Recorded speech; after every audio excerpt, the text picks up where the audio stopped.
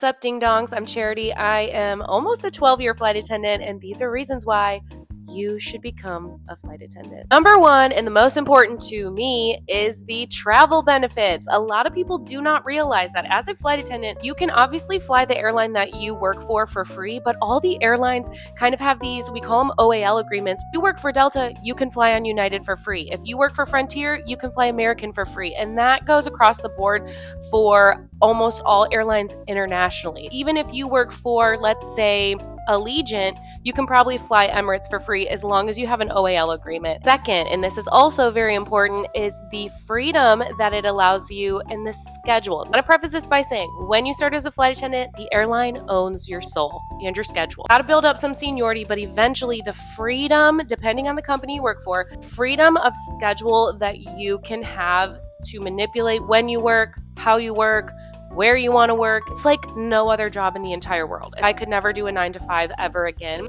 Third, and this is something that I don't think a lot of flight attendants talk about, but this is an industry and a career where you do not take this work home. When I step off the plane, I don't think about that flight ever again. It's not something that you're going to come in the next day and have to deal with, whatever issue happened the day before. So you step off board, you go home, you don't think about it again until you got a report and you just got to repack your bag. It is such a luxury to have a job that you do not bring home with you at all. Senior mama pay. When you start as a flight attendant, you're poor. You have no money. If you stick with the same airline and you build up some seniority, when you get to senior mama status, that's what we call it, you make bank. It is good money. You know all the tricks. You know how to get that double block pay. You know how to get all that soft credit, the pick of trips that you want. Once you get to senior mama pay, you can be making good money. I know a lot of flight attendants that make well over 6 figures and do not even work full time. Just remember, you have to put your time in. This is not an immediate thing.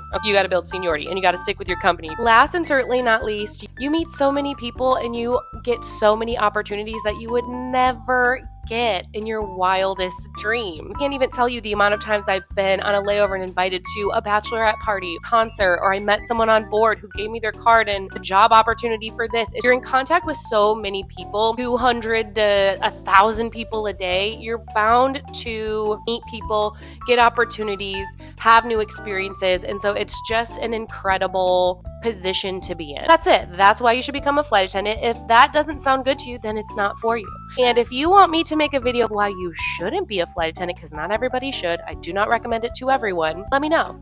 Okay, be good to your flight attendants. I love you. Bye.